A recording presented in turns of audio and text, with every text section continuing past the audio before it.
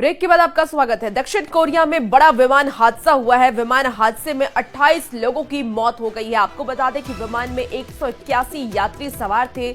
Muan international airport पर यह हादसा हुआ है। लैंडिंग के वक्त विमान में आग लग गई। रनवे से उतरने के वक्त ये हादसा हो गया है। तो आपको इस वक्त की बड़ी खबर बता रहे हैं। दक्षिण कोरिया में एक बड़ा विमान हादसा हो गया और इस हादसे में 28 लोगों की मौत हो गई। इस विमान में 181 यात्री सवार थे, जिसमें से 28 लोगों की मौत हो गई है। तस्वीरें इस वक्त आप अपनी टीवी स्क्रीन पर देख पा रहे होंगे कितना भयानक ये विमान हादसा हुआ है। आपको बता दें कि लैंडिंग के वक्त विमान में अचानक से आग लग गई। रनवे से उतरने के वक्त ये हादसा हुआ। बड़ी खबर आपको बता रहे हैं। रनवे से उतरने के दौरान यह हादसा हुआ है। दक्षिण कोरिया में विमान हादसा हो गया और विमान हादसे में 28 लोगों की मौत हो गई। 181 यात्री इसमें सवार थे। हालांकि और सभी यात्री अभी उनकी भी स्थिति गंभीर बनी हुई है, लेकिन 28 यात्रियों की मौत हो गई है। तो बड़ी खबर आपको दक्षिण कोरिया से बता रहे हैं, जहां दक्षिण कोरिया में बड़ा विमान हादसा हुआ। हादसे में 28 लोगों की मौत हो गई। मुआन इंटरनेशनल एयरपोर्ट पर यह हादसा हुआ है। लैंडिंग के वक्त यह हादसा हुआ है। तस्वीरें भी इस वक्त आप टीवी स्क्रीन पर देख पा रहे होंगे कि किस तरीके से यह हादसा हुआ है।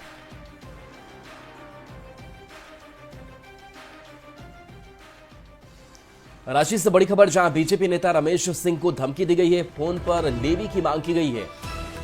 पीएलएफआई की ओर से कॉल किया गया और संगठन की मदद के नाम पर लेवी की मांग की गई है। लेवी देने पर सुरक्षित रहने की बात कही गई है। सुखदेव नगर थाने में आवेदन दिया गया है। धमकी मामले में पुलिस जांच में जुटी हुई है। तो संगठन की मदद के नाम पर लेवी की मांग की गई है। इस पूरे मामले को लेकर के एफआईआर दर्ज की गई है। सुखदेव नगर थाने में आवेदन दिया गया है। पुलिस मामले की जांच कर रही है। और अब खबर हजारीबाग से है। हजारीबाग में सदर एसडीओ अशोक कुमार की पत्नी अनीता कुमारी की मौत का मामला तुल पकड़ता दिख रहा है। मृतक के परिवार के सदस्यों ने शव के साथ लोहसिंघना थाना का घेराव किया। सभी लोगों ने एसडीओ पर हत्या का आरोप लगाते हुए गिरफ्तारी की मांग की है। लोगों ने प्रशासन पर लापरवाही का आरोप भी लगाया। लोगों का ये कहना है कि एसडीओ ने अपने पद का दुरुपयोग करते हुए उन्हें कई बार परेशान भी किया। इधर लोगों की नाराजगी को देखते हुए एसडीओ के पास के जो आवास की बात कर ले तो आवास के पास सुरक्षा बढ़ा दी गई है और पुलिस टीम की तैनाती भी की गई है। मृतक के भाई ने बहनोई अशोक कुमार पर अवैध संबंध को लेकर घटना को अंजाम देने का आरोप लगाया है। इधर एसडीओ के पिता ने आरोपों को नकारते हुए परिवार में किसी भी विवाद से इनकार किया। पूरे मामले में पुलिस को आवेदन दिया गया है, जिसके बाद एसपी ने दोषी पर कड़ी कार्रवाई का भरोसा भी दिया है। हत्या के जो मुख्य 4 आरोपी है अशोक कुमार एसडीएम सदर, उसके पिताजी दुर्योधन साव, उसका छोटा भाई शिवरंजन कुमार और उसका छोटा भाई की पत्नी रिंकू देवी का गिरफ्तारी जब तक नहीं होगा हम लोग यहाँ से हिलने वाले नहीं है। उपायुक्त महोदय को बुलाया जाए। मैं आप लोग से आग्रह करता हूँ उपायुक्त महोदय यहाँ आवे। अशोक का दूसरे महिला के साथ संबंध है। उसको बहुत दिन से वो परेशान कर रहा था, मारता था, पीटता था, खाना नहीं देता था, आवाज में आता था, अपना कमरा में अलग बंद होकर सो जाता था, इन लोग को कुछ नहीं देता था। फिर भी हमारी बहन सोचती थी कि हमारा पति है, मिला जुला के चलना, एक न एक दिन ठीक हो जाएगा। लेकिन ठीक कहाँ होगा, हमारी बहन को वो जला के मार दिया। हम तो सर नहीं, एकदम कभी ये लोग को लड़ाई झगड़ा हुआ ही नहीं सर। प्रेम से लोग रह रहे हैं, एकदम प्रेम से ये लोग सब कुछ अपना रह रहे थे सर। आवास में जो सो माने अति का कोई दिक्कत नहीं था सर। अच्छा, उस दिन घर में कौन कौन मौजूद थे जो उस दिन घटना घटी है? यहाँ नहीं, जिस दिन जहाँ वो जली है वहाँ सर कौन कौन था उस दिन घर में? वहाँ पर हमारा अशोक एटीएम साहब और हमारा बहू और एक पोता और एक पोती। अपर समाहर्ता महोदय का निर्देश प्राप्त हुआ है कि इसमें शहर में सतर्क रहना है ताकि विधि व्यवस्था की कोई समस्या नहीं हो और नियमानुकूल जो है कार्रवाई शासन के द्वारा की जा रही है। लोहसिंघना थाना में आवेदन मिला है, उसके आधार पर हम लोग एफआईआर दर्ज किए हैं। और रात में हमको सूचना मिला कि उनकी पत्नी देवकमल हॉस्पिटल रांची में इलाज चल रहा था, तो इलाज के दरमियान उनकी मृत्यु हो गई है। बिल्कुल, अगर जांच चल रहा है, इन्वेस्टिगेशन चल रही है, अगर उसमें दोषी जो भी पाए जाते हैं तो उन पर कानूनी कार्रवाई होगी, उनको जेल होगा। हजारीबाग के सदर एसडीओ के खिलाफ थाने में एफआईआर दर्ज कराई गई है। उन पर अपनी ही पत्नी को आग लगाकर मारने के आरोप लगे हैं। ये आरोप सदर एसडीओ अशोक कुमार के ससुराल वालों ने लगाए हैं। आरोप यहां तक लग रहे हैं कि सदर एसडीओ अशोक कुमार अपने पद का इस्तेमाल कर जांच को प्रभावित कर सकते हैं। ये रिपोर्ट देखिए।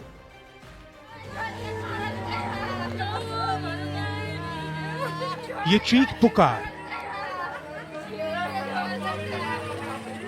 ये रुंदन क्रंदन, ये मातम का मंजर,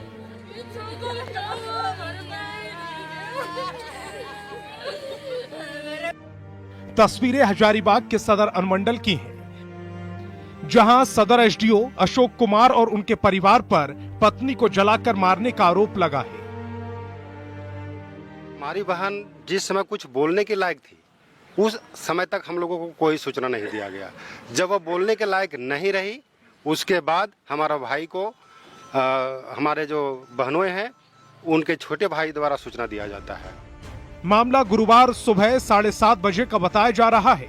आरोप है कि सदर एसडीओ अशोक कुमार और उनके परिवार ने मिलकर झील रोड स्थित सरकारी आवास पर पत्नी अनीता को आग लगा दी और इसकी खबर अनीता के मायके वालों को दी ही नहीं। इन्होंने जिसको आप एसडीओ बाबू बोल रहे हैं, वो एसडीओ बाबू नहीं रहे, वो हत्यारा बाबू हो गए हैं। वो हत्यारा बाबू ने ही मेरी बहन की हत्या किए हैं। ये तारपीन का तेल छिड़क करके मेरी बहन की हत्या उन्होंने ही किए हैं। मायके वालों को सूचना तब दी गई जब अनीता अचेत हो गई। उन्हें आरोग्यम हॉस्पिटल ले जाया गया। अनीता की नाजुक हालत को देखते हुए बेहतर इलाज के लिए बोकारो रेफर कर दिया गया, लेकिन अनीता को बचाया नहीं जा सका। डॉक्टरों का कहना है कि अनीता की बॉडी 65% तक जल चुकी थी।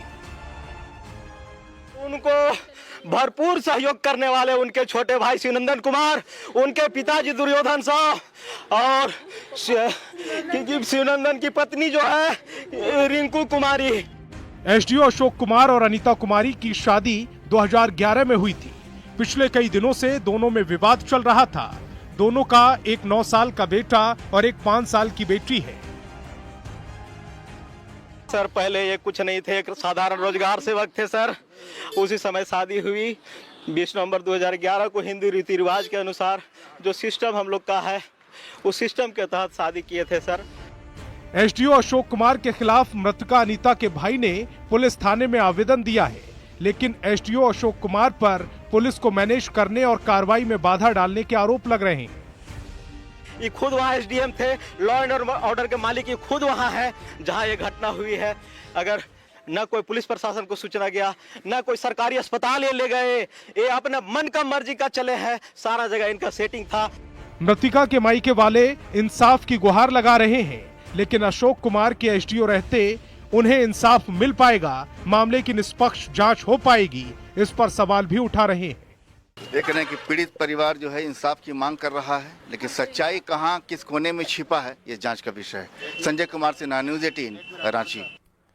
और इसी बीच बड़ी खबर एसडीओ से जुड़ी हुई है। आपको बता दें कि एसडीओ विवाद से जुड़ी हुई आपको बड़ी खबर बता रहे हैं। हजारीबाग सदर एसडीओ अशोक कुमार की पत्नी अनीता कुमारी की मौत का मामला अब तुल पकड़ता दिख रहा है। मृतक के परिवार के सदस्यों ने कैंडल मार्च निकाला। कल दोपहर के समय परिवार वालों ने शव के साथ लोहिंग सिंघना थाने का घेराव किया था। सभी लोगों ने एसडीओ पर हत्या का आरोप लगाते हुए गिरफ्तारी की मांग की। लोगों ने प्रशासन पर लापरवाही का आरोप भी लगाया। लोगों का यह आरोप है कि एसडीओ ने अपने पद का दुरुपयोग करते हुए उन्हें कई बार परेशान भी किया। इधर लोगों की नाराजगी को देखते हुए एसडीओ के आवास के पास सुरक्षा बढ़ा दी गई है और पुलिस टीम की तैनाती की गई। मृतक के भाई का यह कहना है कि बहनोई अशोक कुमार पर अवैध संबंध को लेकर के घटना को अंजाम देने का आरोप मृतक के भाई ने लगाया है। तो आपको हजारीबाग से इस वक्त की बड़ी खबर बता रहे हैं, जहां एसडीओ पर यह आरोप लगा है कि उन्होंने अपनी पत्नी की हत्या की है। आपको बता दें कि अनीता के परिजन अब कैंडल मार्च कर रहे हैं और उनका ये कहना है कि जब तक आरोपी को सजा नहीं दी जाएगी तब तक वो इसी तरह धरना दिए रहेंगे। पागल हो गया, बेटी का एक बीता पोस्ट करके किसी का सबका संसार चल रहा। बेटी घर में रखने लगने, दूसरे घर में दे देना। 15 लाख रुपया तिलक लिया मांग कहले कि झोला छाप था। हाँ। देखने लायक नहीं था कोई, तो ये और अभी बन गया तब अभी जाने से मार दिया। झारखंड विधानसभा चुनाव से पहले जेएमएम का साथ छोड़कर बीजेपी ज्वाइन करने वाले चंपाई सोरेन ने अटकलों पर विराम लगा दिया है। उन्होंने सोशल मीडिया पर पोस्ट कर इसे अफवाह बताया। ये रिपोर्ट देखिए।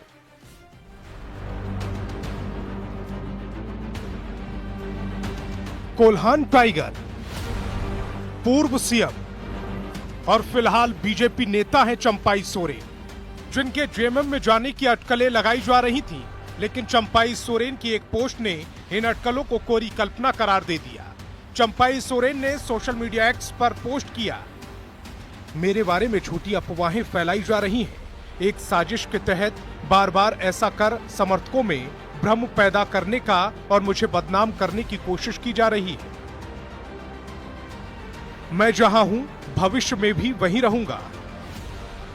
किसी भी परिस्थिति में मेरा उस पार्टी में वापस लौटने का कोई इरादा नहीं। चंपाई सोरेन को यह पोस्ट उस वायरल वीडियो की वजह से करना पड़ा जिसमें चंपाई सोरेन मुख्यमंत्री हेमंत सोरेन की तारीफ करते हुए नजर आ रहे थे, उनके काम की सराहना कर रहे थे। जब ये वीडियो वायरल हुआ तो ये दावे किए जाने लगे कि चंपाई सोरेन को जेएमएम छोड़ने का अफसोस है और वो वापस हेमंत सोरेन के पास जा सकते हैं। हालांकि चंपाई सोरेन ने यह साफ कर दिया है कि उनका ऐसा कोई इरादा नहीं, ये सिर्फ अफवाह है और अफवाह से ज्यादा कुछ नहीं।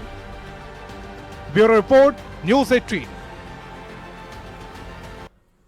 तो बीजेपी में शामिल होने के बाद रघुवर दास की फिर से सक्रिय राजनीति की एंट्री होने जा रही है। रघुवर दास ने यह कहा कि बूथ स्तर के कार्यकर्ता से संघर्ष कर वो इस मुकाम पर पहुंचे हैं। उन्होंने ये भी कहा कि 14 महीने तक उड़ीसा की जनता की सेवा करने के बाद वो अपनी कर्मभूमि और जन्मभूमि में वापस आ गए हैं और अब इसे छोड़कर कहीं नहीं जाएंगे।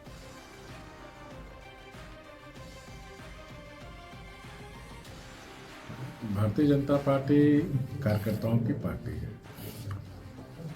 भारतीय जनता पार्टी का प्राण कार्यकर्ता है और मैं भी एक बूथ स्तर के कार्यकर्ता 1980 से संघर्ष करते हुए पार्टी के प्रति प्रतिबद्ध, पार्टी की विचारधारा के लिए काम करते करते इस मुकाम तक पहुंचा हूँ। तो कार्यकर्ताओं को लगता है कि भारतीय जनता पार्टी एक ऐसी पार्टी है जहाँ एक सामान्य कार्यकर्ता भी अपने कर्म कर शिखर तक पहुंच सकता है।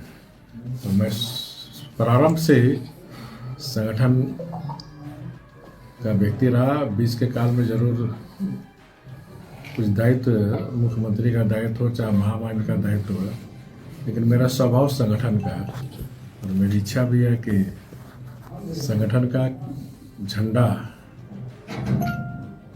लहरा के ही जाऊंगा। केंद्रीय कपड़ा मंत्री गिरिराज सिंह ने उज्जैन के महाकाल मंदिर में पूजा अर्चना की है। गिरिराज सिंह महाकाल मंदिर में भस्म आरती में भी शामिल हुए और महाकालेश्वर मंदिर की रूपरेखा बदलने के लिए केंद्र की मोदी सरकार और एमपी के सीएम के साथ ही वहां की जनता का भी आभार जताया है।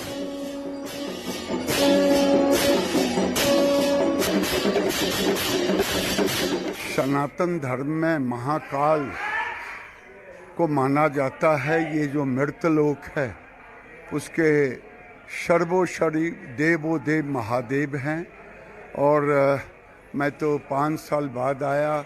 यहाँ का दृश्य अद्भुत दृश्य बना है। वो दृश्य जो दृश्य की कल्पना किसी ने नहीं की थी। मैं नरेंद्र मोदी जी को इसके लिए कोटि सा धन्यवाद दूंगा, यहाँ के मुख्यमंत्री को धन्यवाद दूंगा, यहाँ के भक्तजनों को धन्यवाद दूंगा। भगवान न करे पूरे देश में कभी किसी औरंगजेब की नज़र हिंदू धर्म सनातन पर ना पड़े। और अब खबर पाकुड़ से है। पाकुड़ में हिरनपुर के लोग पिछले 17 साल से हाथकाठी में बन रहे अस्पताल के पूरा होने का इंतजार कर रहे हैं। अधूरे अस्पताल से लोगों की परेशानी बढ़ती जा रही है और अब नई सरकार से उम्मीद जगी है।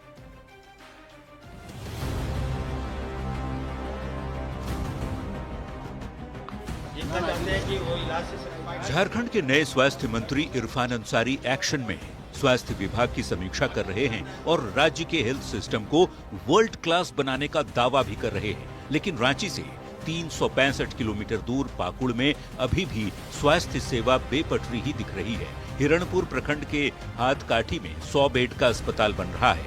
हैरत की बात है कि ये पिछले 17 साल से अधूरा ही पड़ा है। 2006-7 में करीब 3 करोड़ 66 लाख की लागत से बनाने की इसे मंजूरी दी गई थी। 2012 तक काम चला, लेकिन इसके बाद से काम ठप है और लोगों की परेशानी बढ़ती ही जा रही है।